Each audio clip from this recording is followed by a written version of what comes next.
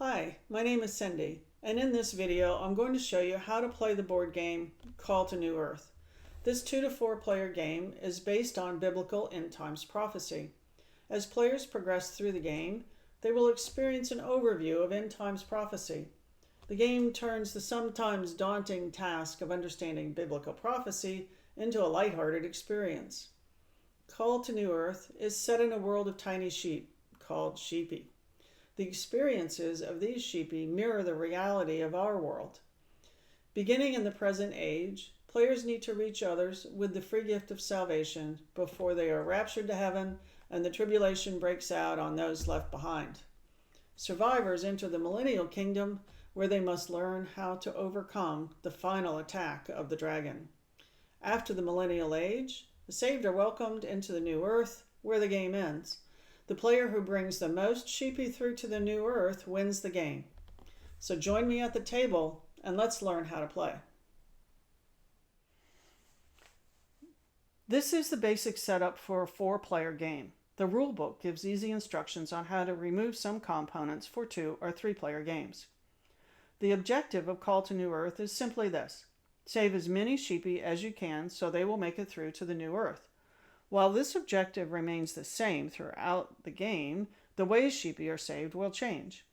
The player with the most saved sheepy at the end of the game wins. This is a sheepy. Sheepy is an affectionate name for a tiny representation of a sheep. This is a me sheepy. This is the player's token. Each player has a sheepy pen. It has 3 gates. The player's pasture has 11 pasture squares. The number colors in the pasture square are the same as the pen and the me sheepy for each player. To set up for the present age, each player puts 2 sheepy in each of their 11 pasture squares, and their me sheepy starts in their pen. Find the dragon cards that all share this back. While players are trying to save sheepy, the dragon will be doing all he can to hinder their success. There are 2 basic types of dragon cards: disaster cards and trouble cards. Disaster cards have a symbol like this showing the color of the pasture that is affected by the disaster. The player who drew the card rolls the dice to determine the square affected. War, famine, and pestilence cause sheepy to be removed from the board and go to the reserve pile. Only sheepy are affected by the dragon cards. Me sheepy are not affected. Trouble cards have different kinds of trouble that affect sheepy. This symbol shows the color of the pasture affected by the trouble. These are the trouble tokens. There are 6 kinds of trouble. The player who drew the card rolls the dice to determine the square affected and places a trouble token in that square that is the same as the trouble on the card. For example, this card causes a fearful token to be placed in a square in the blue pasture. Roll the dice and it goes in square 7. Each trouble token affects 1 sheepy. A square can contain up to 2 tokens. If a dice roll will place a 3rd token in a square, re-roll the dice to select a different square. Shuffle the dragon deck and place it and the trouble tokens near the board. Find the word cards that all share this back. Players use different combinations of these cards to save sheepy. If a sheepy has been troubled by the dragon, which means there's a trouble token on the square with the sheepy, then it can be saved if the player has the release card that matches the trouble token plus any gift card. This is a gift card. It has the gift icon. All the gift cards have the same function in the game, but for interest, the scripture quotes on each card are different. This is a release card. It has the release bird icon. Release cards are specific to the different kinds of trouble tokens. As an example, if this sheepy is troubled by doubt, it will not accept the gift of salvation until the doubt is removed. So to save it, I need the release doubt card along with any gift card. There's another way to save sheepy. These are the Romans road cards, 1, 2, and 3. If a player can collect all three, then he can save up to 2 sheepy in a square. If a sheepy has a trouble token, it cannot be saved with the 3 Romans Roads card. The best use of this card combination is to select a square containing 2 sheepy and no trouble tokens. This is the Rapture card. For a 4-player game, shuffle this card into the bottom 12 cards of the deck. The rulebook has directions for placing it for a 3- and 2-player game. When the Rapture card is drawn, all saved sheepy along with all the me sheepy go immediately to the heaven mat. When this happens, the symbols at the bottom of the card come into play. Players need to anticipate the Rapture and try to have enough word cards in their hand, because after the Rapture, no more word cards will be drawn. They will need the word cards they are holding in their hand to save sheepy during the tribulation. The game begins in the present age. This is the complete board setup for the present age. Each player is dealt 5 cards to start, and give each player a player aid card to remind them what to do on their turn. Players each roll 1 die, and the player with the highest number will go first. Turn order proceeds clockwise, which is to your left. During the present age, me sheepy can move up to 2 spaces at a time in any direction, but they cannot move diagonally. So for example, if this player chose to move his me sheepy out this gate, he could go 1 and choose to end his movement action there. Or he could go 1, 2, which would end his movement action. If he began his turn in square 6, he could move 1, 2, which would end his movement action, but he cannot move diagonally. The player's pen and the purple-walled middle space are both considered 1 space. So if a player began his turn here, he could choose to move 1, 2. Or if he began his turn here, he could move 1, 2. The present age player aid cards are helpful reminders of what to do on your turn. They have 2 sides, one side for before the Rapture and the other side for after the Rapture. Bonus ability cards are optional and not recommended for first-time players. They add some surprise variations by occasionally allowing a rule to be bent. Directions on how to add them to the game can be found in the rule book. There are 3 steps to a player's turn. The first step is to draw 2 dragon cards and perform the actions indicated. The disaster cards remove sheepy from the board. This is, so yellow, square 3, loses 2 sheepy because this is a war disaster card. The trouble cards add trouble tokens to the board. This is a prideful card. It's going to add a prideful token in blue, square 9. The cards are discarded once completed into a shared discard pile. As the game goes on, more and more trouble tokens will be added to the board. Step 2 of a player's turn is the option to trade up to 2 word cards from their hand with another player. This can be done at any time during their turn after completing step 1. This helps the player get the cards they need to save sheepy. Players can bargain back and forth to reach a trade agreement, but they don't have to make a trade. Players don't normally show their hand during the game, but for the examples here, the player's hands will be shown. In this example, say it's the blue player's turn, and he would like to save the sheepy with the doubtful token. He has a release doubtful card, but he needs a gift card. So he asks the other players if they would give him a gift card, and he has a Romans Road 2 to offer in return. The green player agrees, and a trade is made.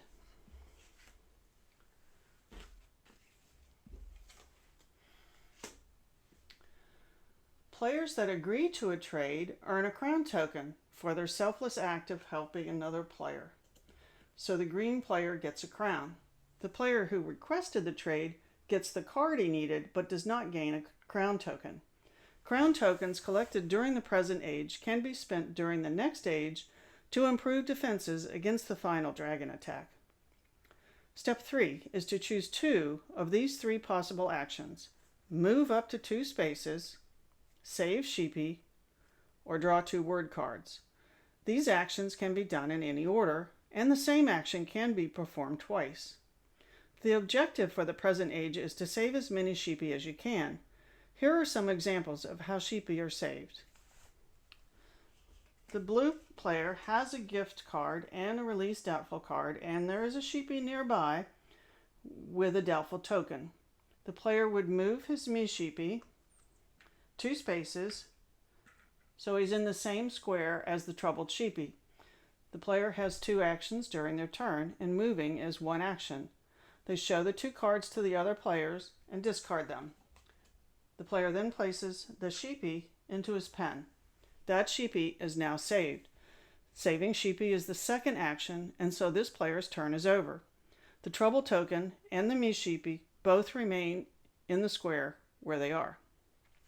Anytime a player saves a sheepy, they immediately add the same number of sheepy onto the game board from the reserve pile, but they cannot place them in their own pasture. The player can place them in any other player's pasture square they choose, but pasture squares can never contain more than 2 sheepy. If all the pasture squares already contain 2 sheepy, then no sheepy are added. The blue player adds 1 sheepy back to the board.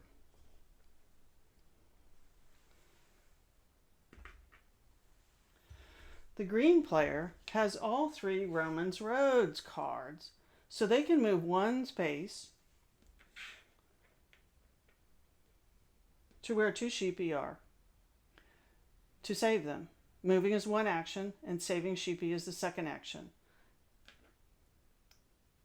So that ends this player's turn. The me sheepy remains in the square. 2 sheepy are added back to the game board.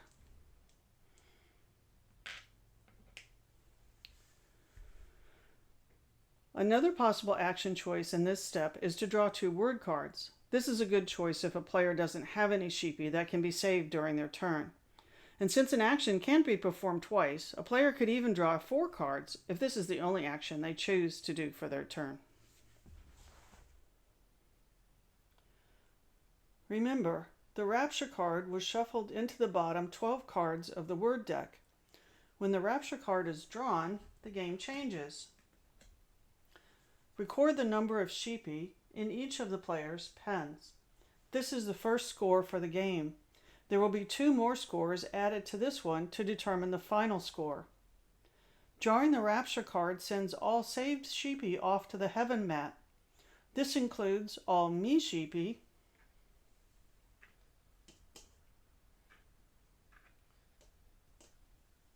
and all the sheepy in the pens.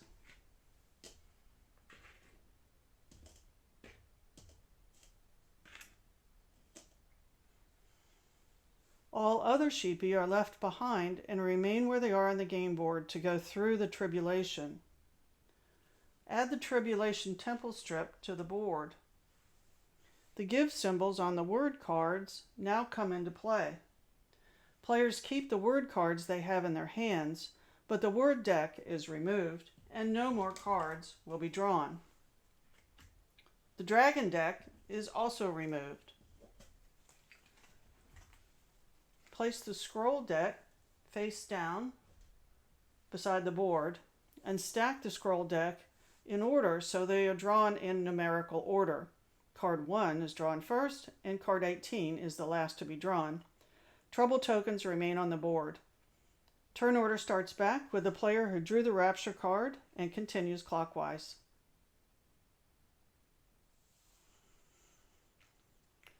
After the Rapture, there are 3 steps to a player's turn. Draw a scroll card and perform the action indicated.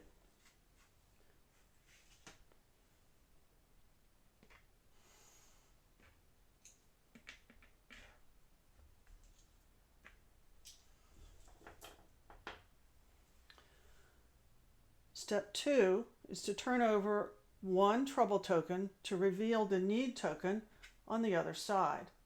The token remains need side up. Step 3, if you can match a give symbol on a word card in your hand with a need token on the game board that has a sheepy in the same pasture square, then you can save that sheepy by putting it in your pen. Need tokens remain on the board. Discard the word card used. The present age ends when the last scroll card is played.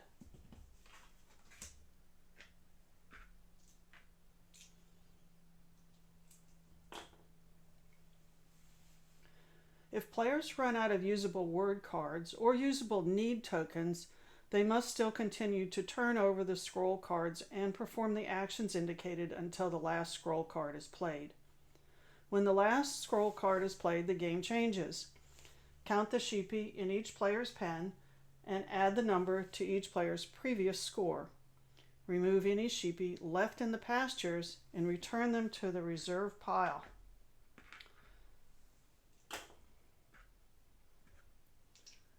They have taken the mark of the beast. This is known as the sheep-goat judgment, and these are the goats that depart. Remove the tribulation temple strip and the tokens.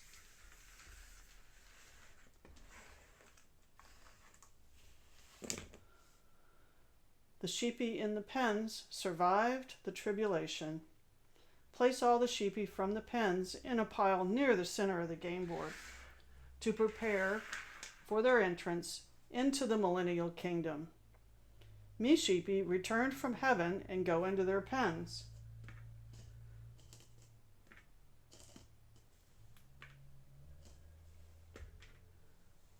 They are returning with glorified bodies that enable them to be much stronger and faster. Sheepy in heaven can go to the reserve pile. They have been given other things to do that do not pertain to us. Now players are entering the millennial age. This is the complete board setup for the millennial age. Players are given sheepy that they are responsible to care for. Each player takes one sheepy from the middle of the board and places it into their pen, beginning with the player who currently has the highest score. Use a dice roll to break a tie. The player in second place goes next, and so forth until all the sheepy have been placed into pens.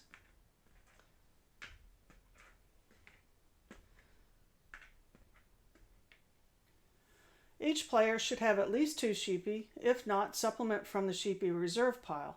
If one player gets a supplemental sheepy, then all the players get one too. Give each player a Millennial Age Player Aid card. The backside of this card has the Millennial Age movement rules. The 2 Holy Land strips go in the middle of the board with the Millennial Temple on top. This age has 7 rounds. A round ends when all players have had a turn. This is the round counter. The dragon begins at the bottom of the pit and is moved up 1 level at the end of each round. At the end of 7 rounds, the dragon is released to test the sheepy in each player's pen. Sheepy that fail the test follow the dragon to destruction and so will not be counted in the player's final score. It is important that all players know that sheepy and me sheepy must be inside their pen at the end of round 7 to be counted in their score. If the me sheepy is not in the pen, then all the player's sheepy are lost. Any sheepy outside the pen are lost. The player's objective during the millennial age is to prepare the sheepy in their pen to resist the dragon's test. The armor the sheepy need to defeat the dragon is at the temple. The more armor the sheepy have, the greater the chance they will survive the dragon's test. Only sheepy that survive the dragon's test get to enter the new earth. This is the temple deck. It contains 6 types of armor. Each time a player gets sheepy to the temple, they draw 1 temple card for each sheepy. Players keep the temple cards for use when their sheepy flock is tested by the dragon. This is the event card deck. If there are fewer than 4 players in the game, some event cards are removed as shown in the rulebook. This deck contains 2 types of cards. Ripe fruit cards indicate where there is ripe fruit. Place a red fruit cube in the Holy Land square indicated on the card. Holy Land squares are marked H1 through H6 on the Holy Land strips. There can be several fruit cubes in any one square. This is a wandering sheepy card. This is an age of peace and prosperity, but sheepy can be troublesome and may wander away. These cards indicate whose pen a sheepy has wandered from and whose pasture into which the sheepy has wandered. For example, this card shows that the sheepy has wandered out of the player's blue pen and into the red player's pasture. The player who drew the card rolls the dice to determine the square.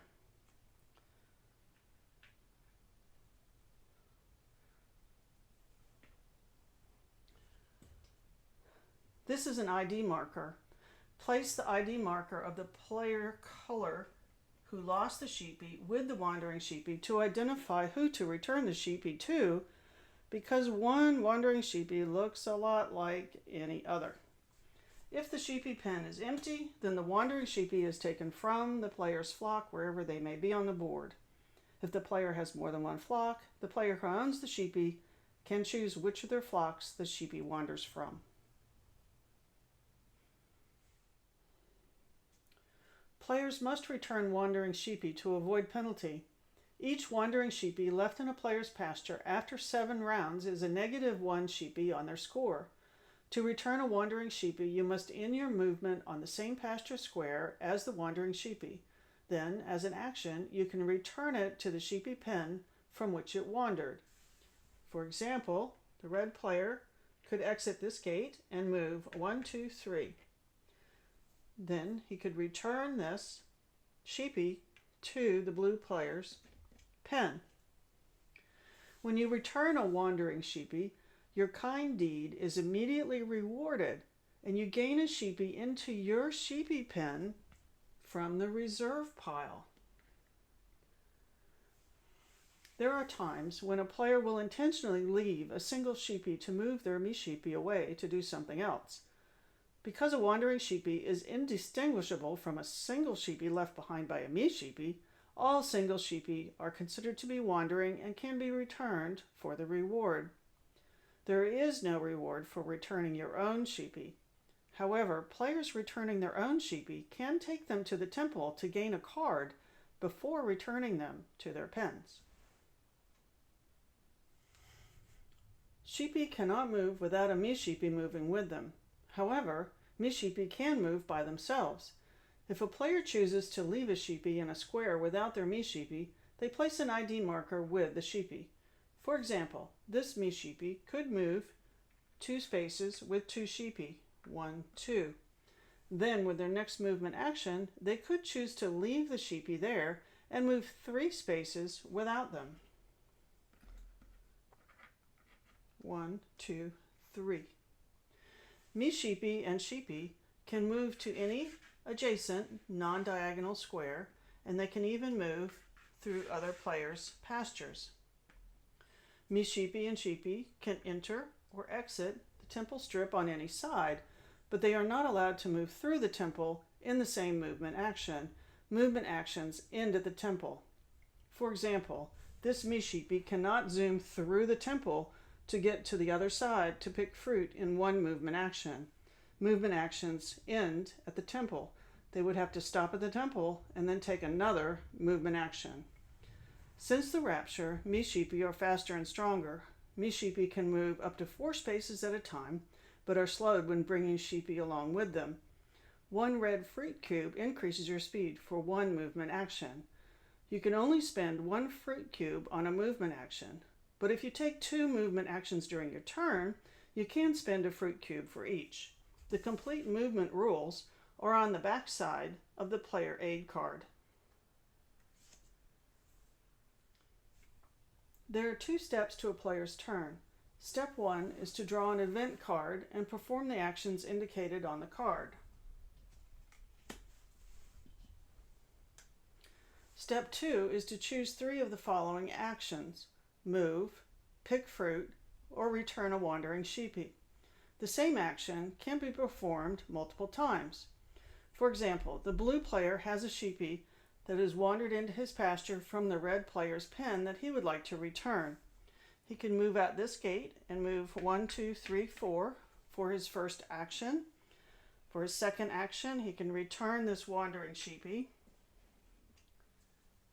When you return a sheepy, you gain a sheepy into your pen. And then for his third action, he can move back to his pen. On the green player's turn, he can move 3 spaces for his first action, 1, 2, 3. Pick fruit as his second action, and put it in his pen to save for later use, and then move back to his pen for his third action, 1, 2, 3. On the green player's next turn, they could spin the fruit cube and be able to take all 3 of their sheepy to the temple. 1, 2, 3, 4. When they get to the temple, they each get a temple card. 1, 2, 3. They'll put this to the side for later use. For their next action, he could leave the sheepy at the temple and move 1 space. And for the third action, they can pick fruit. Now they're in the position to be able to take all 3 of their sheepy back to their pen in their next turn. Sheepy that have made the journey to the temple must be led back to their pen by their me sheepy before they can be led to the temple a second time for more temple cards. At the end of each round, move the dragon up 1 level. To begin, players each roll 1 die. The player with the highest number will go first, and turn order proceeds clockwise, which is to your left.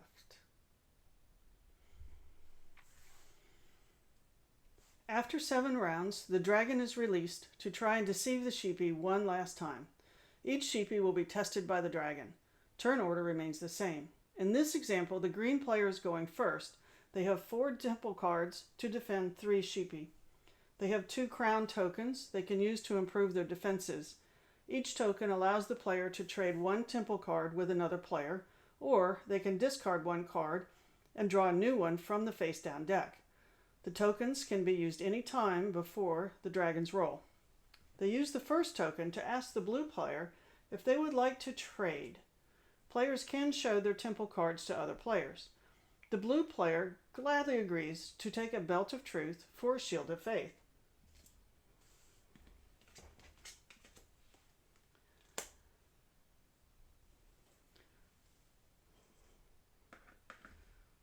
Now it's time for the dragon to roll. The dragon rolls. He rolls a 6. The green player is able to defend this sheepy with the Shield of Faith. Next sheepy's up. The dragon rolls. He rolls a 4. He's able to defend this sheepy with the Sword of the Spirit. He has 2 cards left. Chooses to spend his last crown token to trade in the Helmet of Salvation and draw a Shield of Faith. Now he goes to defend the last sheepy. Rolls a 3.